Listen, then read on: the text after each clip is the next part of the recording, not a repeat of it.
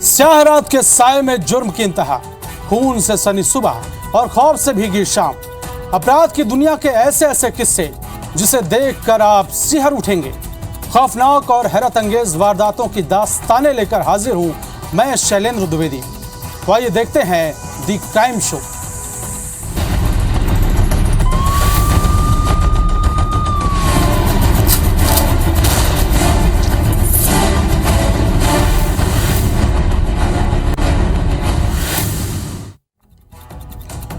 उनके शौक इतने थे कि हम मालिक का काम करते करते वो लोग गुनहगार बन बैठे। गुनाह के सकरे रास्तों से निकलकर वो अपराध के बाईपास तक जाने के लिए छटपटा रहे थे, लेकिन इसके लिए वो फिर उसी दुनिया में लौटे जहां मेहनत तो जी तोड़ थी लेकिन पैसा नहीं। हाँ, बड़े कारोबारी जरूर पैसे में खेलते थे, ये बात उन्हें बखूबी पता थी। इसीलिए उन शातिरों ने बनाया एक ऐसा प्लान जिसमें जोखिम तो था लेकिन पैसा भी था, पर किस्मत को कुछ और ही मंजूर था। उनकी महज एक गलती उन्हें सलाखों तक खींच ले गई।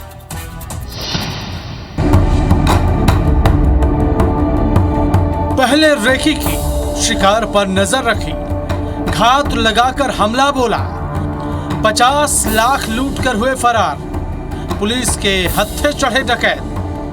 रायपुर पुलिस की गिरफ्त में खड़े ये आरोपी इतने शातिर बदमाश हैं कि राह चलते मोबाइल और पैसे छीनना इनके लिए बाएं हाथ का खेल था। लेकिन छोटे मोटे हाथ मारकर भी जब बदमाशों के शौक पूरे नहीं हुए तो इन्होंने बनाया डकैती का प्लान। वारदात के मास्टरमाइंड देवेंद्र और अजय उर्फ अज्जू डूमर तराई थोक मार्केट में हम्माली कर चुके थे, लिहाजा उन्हें अंदाजा था कि यहाँ के कारोबारी रोजाना लाखों का काम करते हैं और मोटी रकम लेकर घर लौटते हैं। आरोपियों ने शिकार चुना कारोबारी नरेंद्र क्षेत्रपाल को। 3-4 दिन तो बदमाशों ने कारोबारी की रेकी की और फिर 16 मई को प्लान को अंजाम तक पहुंचाने का इरादा बनाया। कारोबारी नरेंद्र क्षेत्रपाल के मार्केट से निकलते ही आरोपियों ने पहले तो गाड़ी को ठोकर मारकर लूट की कोशिश की, लेकिन नरेंद्र क्षेत्रपाल बदमाशों के मंसूबे भाग चुके थे, लिहाजा वो गाड़ी लेकर भाग निकले। इस दौरान नकाबपोश बदमाशों ने उनका पीछा किया और देवपुरी में उन्हें घेरकर रॉड और डंडे से घायल कर उनके पास रखी 50 लाख की रकम लेकर फरार हो गए।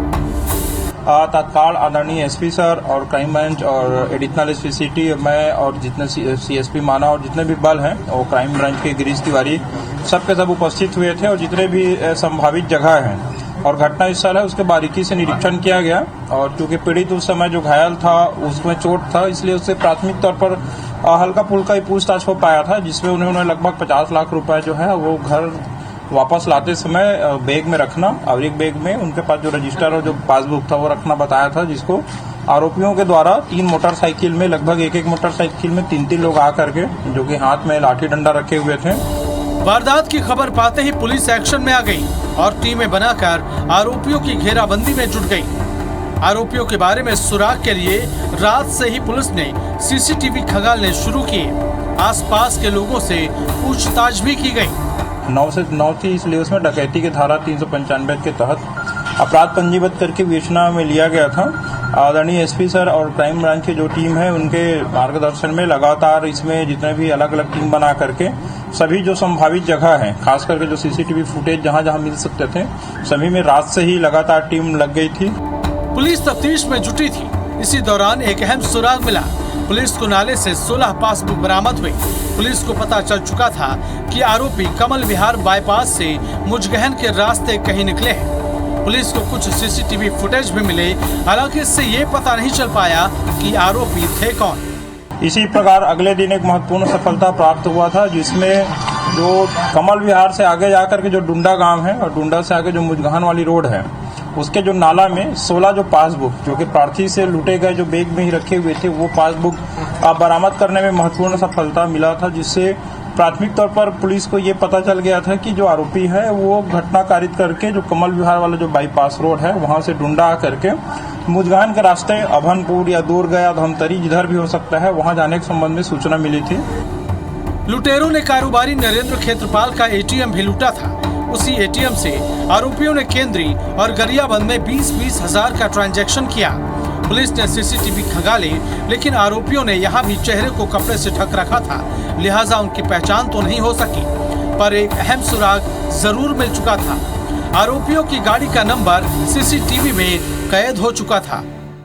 कुछ फुटेज मिले थे जिसमें बहुत ज़्यादा स्पष्ट नहीं था, लेकिन उसके आधार पर भी लगातार क्राइम ब्रांच के द्वारा इसमें प्रयास किया गया और इसी दौरान अगले दिन जो है जो प्रार्थी था उसका एटीएम भी गया हुआ था लूट में। एटीएम के द्वारा केंद्रीय गांव में और उसके बाद फिर लगे उधर अभनपुर में, गरियाबंद में, अलग अलग जगहों में 20-20 हज़ार रुपये का ट्रांजैक्शन किया गया, जहां पर फिर अलग से जितने भी टीम है वो जा करके और जो एटीएम और एटीएम के आसपास में जहां पैसा निकला था वहां पे फुटेज निकाला गया। फुटेज निकालने पर भी प्रथम दृष्टया देखा गया कि लोग वहां पर भी जो गए थे तो नकाब लगा करके गए थे ये आरोपी लोग।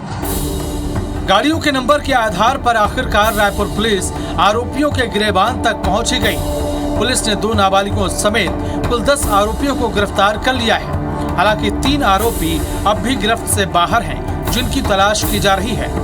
आरोपियों से पुलिस ने लूट का 8 लाख रुपए भी बरामद कर लिया है। कुल घटना के दिन 11 आरोपी उपस्थित थे घटना में और इसके अलावा जो 2 आरोपी जो है एटीएम से पैसा निकालने के लिए गए थे उनके बोलने पर। इस प्रकार से जो 13 आरोपी रहे हैं प्रकरण में, उसमें से 10 आरोपी वर्तमान में गिरफ्तार करने में महत्वपूर्ण सफलता प्राप्त हुआ है और जो 3 आरोपी हैं अजय उर्फ अज्जू और देवेंद्र लहरे और तिलक, ये वर्तमान में घटना के बाद से लगातार फरार हैं। ये तीनों का नाम आ गया है और तीनों के जो भी संभावित स्थान है उसमें भी अलग अलग टीम क्राइम ब्रांच को भेजी गई है। गुनहगार कितना ही शातिर क्यों ना हो, अपने पीछे ऐसा निशान छोड़ ही जाता है जिसके सहारे कानून के हाथ उनके गिरेबान तक पहुंच जाते हैं। इन शातिरों ने भी वही गलती की और अंजाम सबके सामने है। तहसीन जैदी, IBC 24 रायपुर। जर, जोरू और जमीन, जी हाँ, दुनिया के जितने भी जुर्म होते हैं वो इन तीनों से ही जुड़े होते हैं। जब किसी मामले में तीनों ही जुड़ जाएं तो फिर ऐसा जुर्म होता है कि इंसानियत और नैतिकता सब कुछ दांव पर लग जाता है। धमतरी जिले के अर्जुनी इलाके से एक ऐसी ही सनसनीखेज वारदात सामने आई है जिसकी तस्वीरें किसी को भी विचलित कर सकती हैं।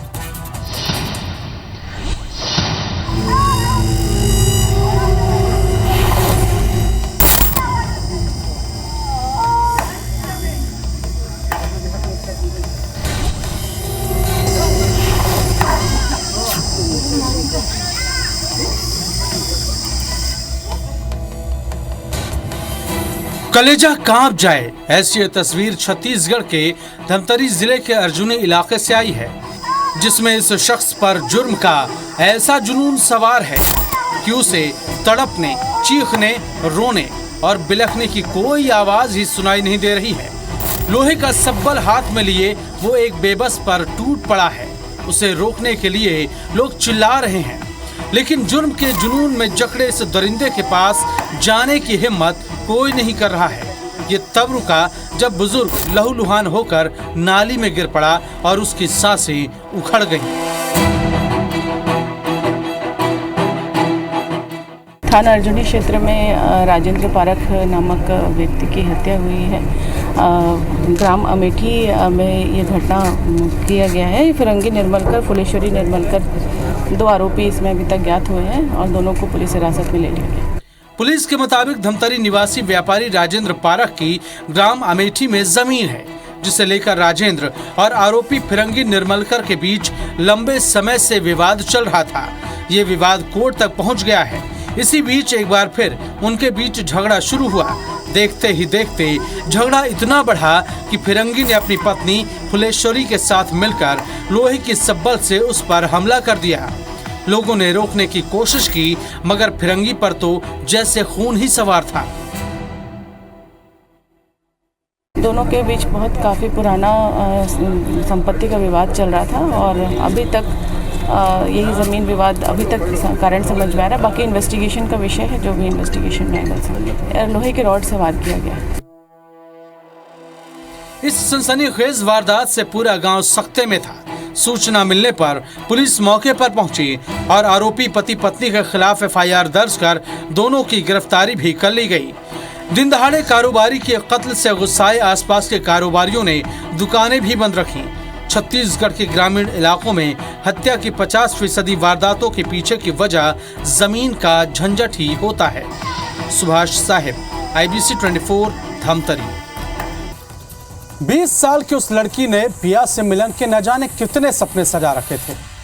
सगाई के बाद शादी की मेहंदी लगाने के लिए उसके हाथ मचल रहे थे, लेकिन उसके शादी की खबर से कोई था जो बेचैन था, जो नहीं चाहता था कि वो किसी और के जिंदगी का हिस्सा बने। लिहाजा उसने अपनी माशूका को मनाने की कोशिश भी की, और जब बात नहीं बनी तो वो हुआ जो अक्सर मोहब्बत और बेवफाई के अफसानों में हुआ करता है। दो दिल एक जान, एक मोहब्बत और एक इनकार, और अंजाम बेरहम मौत। कत्ल की साक्षी छोटी बहन। यहाँ से एक अंकल हम लोग आ रहे थे, वहाँ पे एक अंकल खड़े थे, तो हम लोग यहाँ पे आए, दीदी हम लोग आ रहे थे तो वो आया और दीदी को गोली मारे। जब तक मैंने उनको बुलाया, जब तक वो भाग गया। जुर्म की ये खौफनाक दास्तान ग्वालियर की है, जहां अपनी छोटी बहन के साथ बाजार से घर लौट रही लड़की को एक नकाबपोश ने कनपट्टी पर गोली मारकर मौत की नींद सुला दिया। वारदात को अंजाम देने के बाद आरोपी भाग निकला। इस कत्ल की चश्मदीद मृतका की छोटी बहन, जिसने अपनी आंखों से इस खूनी मंजर को देखा, बेहद घबरा गई। स्थानीय लोगों ने फौरन पुलिस को खबर दी। पुलिस ने युवती को अस्पताल भिजवाया, लेकिन तब तक देर हो चुकी थी। सुनिए छोटी बहन से बड़ी बहन के कत्ल की गवाही।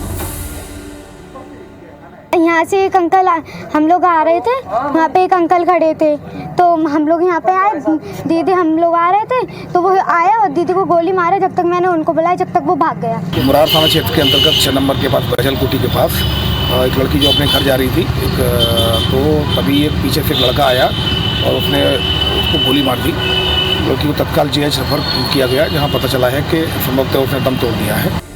शिवपुरी जिले के भौती की रहने वाली 20 साल की साक्षी गुप्ता की 4 अप्रैल को सगाई हुई थी और 21 जून को शादी होने वाली थी। साक्षी बेहद खुश थी और शादी की खरीदारी में मसरूफ थी, लेकिन उससे क्या पता था कि उसकी खुशियों और जिंदगी को रौंदने कोई विलेन आ धमकेगा। 16 मई की रात साक्षी की जिंदगी में आंधी बनकर आई। एक युवक ने उसका रास्ता रोका, कुछ बात की और कुछ दूर जाकर कट्टे से फायर कर दिया। गोली साक्षी की कनपट्टी पर लगी और वो कटी शाख की मानिंद जमीन पर ढेर हो गई। पुलिस ने कत्ल की जांच शुरू की तो उसे मामला प्रेम प्रसंग का लगा। पुलिस को आशंका थी कि प्रेमिका की बेवफाई से नाराज होकर प्रेमी ने ही वारदात को अंजाम दिया होगा। पुलिस ने अपनी जांच भी इसी दिशा में शुरू की। इसकी 4 अप्रैल को इसकी सगाई हुई है। शादी की बात को लेकर कोई प्रेम प्रसंग का मामला संभवतः हो सकता है। CCTV फुटेज के आधार पर पुलिस संदिग्ध आरोपी की तलाश में शिद्दत से जुट गई। पुलिस के पास वारदात से जुड़े कई सवाल थे, जिसका जवाब सिर्फ हत्यारे के पास था। पुलिस इसी उधेड़बुन में थी, तभी एक ऐसी खबर उसके पास आई जिसने पुलिस के होश उड़ा दिए। आखिर वो खबर थी क्या जिसने पुलिस की तफ्तीश को नया मोड़ दे दिया, ये भी बताएंगे आपको। देखते रहिए the crime show. Mahendra Singh Kushwaha, IBC 24, Gwalior. Gwalior police पूरी शिद्दत से साक्षी के हत्यारों की तलाश कर ही रही थी कि एक ऐसी खबर पुलिस को मिली जिसके बाद उसकी तफ्तीश पर ब्रेक लग गया। पुलिस को एक युवक के सुसाइड की खबर मिली थी और जब वो मौके पर पहुंची तो सुसाइड के तार साक्षी के मर्डर से जुड़ते गए। आखिर कौन था खुदकुशी करने वाला युवक? क्या उसी ने साक्षी को गोली मारी थी? आखिर 20 साल की साक्षी को गोली किसने मारी? किसने एक लड़की के अरमानों को कुचल डाला? ये सवाल पुलिस के जहन में घूम रहे थे। CCTV फुटेज के आधार पर संदिग्ध की जगह जगह सर्चिंग हो रही थी। इसके लिए पुलिस की टीमें हत्यारे के सुराग के लिए दबिश दे रही थी। एक लड़की को गोली मार दी गई थी। लड़की ऑन स्पॉट ही ख़त्म हो गई थी। उसी में एक सस्पेक्ट थे। उस सस्पेक्ट की हम तलाश कर रहे थे और उसी के लिए हमने कई जगह पर दबिश दी, लेकिन वो नहीं मिला। पुलिस को अंदाजा नहीं था कि साक्षी की हत्या के अगले ही दिन उसकी तलाश पूरी हो जाएगी। पुलिस को खबर मिली कि गोला का मंदिर थाना इलाके में खेल मैदान के पास एक युवक की लाश पड़ी है। पुलिस मौके पर पहुंची तो लाश के पास एक बाइक और कट्टा पड़ा मिला। मृतक का चेहरा देखते ही पुलिस का माथा ठनका। उसने साक्षी के संदिग्ध हत्यारे की तस्वीर से उसका मिलान किया तो मृतक साक्षी का ही कातिल निकला, जो उसे मौत के घाट उतारने के बाद खुद भी गोली मारकर मौत के सफर पर निकल चुका था। उनसे हमें एक सूचना मिली कि एक डेड बॉडी यहाँ पे पड़ी हुई है और एक मोटरसाइकिल खड़ी हुई है और उसके पास में एक कट्टा पड़ा हुआ है। तब हमने मौके पे जाके पूरा इसमें मुआवना किया। उसका जो डिकीज्ड है, जो मृतक है, उसकी जब फ़ोटो वगैरह देखी तो उसमें ये बात सामने आई कि वही सस्पेक्ट था जो कल के मर्डर में हम जिसकी तलाश कर रहे थे। पुलिस की माने तो साक्षी का हत्यारा और गोली मारकर खुदकुशी करने वाला गिरिराज कटारे साक्षी की कहीं और सगाई होने से नाराज था। वो साक्षी से शादी करना चाहता था, लेकिन बात नहीं बनी, जिससे खफा गिरिराज ने ठान लिया था कि अगर साक्षी उसकी नहीं हुई तो उसे किसी की होने भी नहीं देगा। खौफनाक इरादों के साथ उसने बाजार से घर लौट रही साक्षी को रोककर पहले तो बात की, और जब वो नहीं मानी तो हत्यारे ने साक्षी पर गोली दाग दी। कुछ लव अफेयर था जिसमें कोई बात लड़की में इसमें नहीं बनी। लड़की की सगाई फिक्स हो गई थी 4 अप्रैल को और उसकी शादी थी कुछ ही दिन में, उसी की तैयारी में लगी हुई थी लड़की। तो कहीं ना कहीं ये थोड़ा सा एक जो प्रेम संबंध का है जिसमें कहीं कोई ऐसा मोड़ आ गया जिसमें दोनों के बीच में एक मतलब बनी नहीं है या आपस में इनके उस लेवल तक नहीं पहुंची है जिसमें पहुंचनी चाहिए। तो शायद उसी चीज़ में आके इन्होंने इस तरह के कदम उठाए। वहीं मृतक गिरिराज कटारे के परिजन का कहना है कि साक्षी और गिरिराज के बीच पिछले 5-6 सालों से प्रेम प्रसंग चल रहा था। उसने साक्षी को मोबाइल और लैपटॉप भी दिलाया था। परिजन का कहना है कि गिरिराज ने साक्षी के पिता को भी व्यवसाय बढ़ाने में पैसों की मदद दी थी, लेकिन बाद में वो शादी से मुकर गए, जिससे गिरिराज बेहद नाराज था। इसका नाम आ रहा था कि लड़की का इसने मर्डर कर दिया है। लड़की से इससे 5-6 साल से प्रेम चल रहा था। उसको इसने लैपटॉप वगैरह सब मोबाइल वगैरह दिलवाया, कॉलेज की फीसें भरी। इसकी लड़की की पिताजी की दुकान थी, उसके लिए 70,000 रुपये भी दिए थे इसने धंधे के लिए। उसको झांसे में रखा कि शादी कर देंगे। उसके बाद भी लड़की का भी 15 दिन पहले दूसरी जगह एंगेजमेंट कर दी। ये डिप्रेशन के कारण ये सारा कुछ हुआ है। माशूका की बेवफाई से दिल में दबी गुस्से की चिंगारी ने न सिर्फ साक्षी के परिवार को जिंदगी भर का गम दिया, बल्कि उस चिंगारी में खुद गिरिराज भी जल गया और अब दोनों परिवार मातम से गुजर रहे हैं। नासिर गौरी, IBC 24, ग्वालियर। जवानी की दहलीज पर कदम रखते ही उबड़ने वाली हसरतें उफान पर थी। हम सफर के साथ को लेकर उसकी आंखों में सपने सजने शुरू हुए थे, लेकिन जिंदगी जिस मोड़ से खूबसूरत हुई थी, उसी मोड़ से मोहब्बत के एक और दास्तां आकर उससे मिल गई। इसी मोड़ से मोहब्बत की कहानी में मौत का अफसाना भी घुल गया और फिर ख्वाबों का खून तो होना ही था। 14 मई 2022 लोरमी क्षेत्र का गांव बुधवारा, अघरिया डैम का किनारा। जली हुई मिली लाश। इस जली हुई लाश में कुछ भी ऐसा नजर नहीं आ रहा था कि पुलिस इसकी शिनाख्त कर पाती। लाश से उठ रहे सवालों ने पुलिस को उलझा कर रख दिया था, लेकिन लाश से कुछ दूर पड़ी खाली बोतल, कुछ खाली पैकेट और मिट्टी पर बने कुछ निशान मुंगेली जिले के लोरमी इलाके में बुधवारा गांव के अघरिया डैम के पास पुलिस को मिली ये लाश। लाश की पहचान करगी खुर्द निवासी दीपक धुलिया के रूप में हुई। लोरमी क्षेत्र अंतर्गत ग्राम बुधवारा में 13 मई को एक लाश मिली थी। अज्ञात शव था जिसकी पहचान दीपक चंद धुलिया 22 वर्ष, ग्राम करगी खुर्द, कोटा, जिला बिलासपुर का निवासी था। 27 साल के दीपक धुलिया की शिनाख्त होने के बाद पुलिस ने जांच शुरू की तो पता चला कि वो कवर्धा जिले के पांडा तराई में काम करता है। साथ ही ये भी पता चला कि उसकी सगाई हो गई थी और इसी महीने शादी भी होने वाली थी। पुलिस की तफ्तीश जब उस युवती तक पहुंची जिससे दीपक धुलिया की सगाई हुई थी तो पता चला कि युवती का सगाई होने से पहले किसी और से अफेयर था।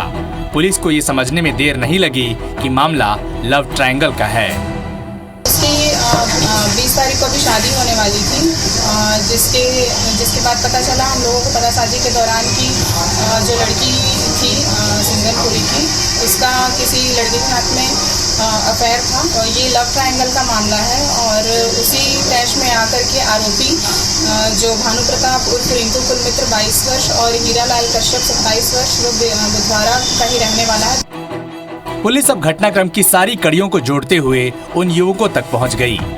जो वारदात वाली रात यानी 14 मई 2022 को उसे अपने साथ लेकर गए थे।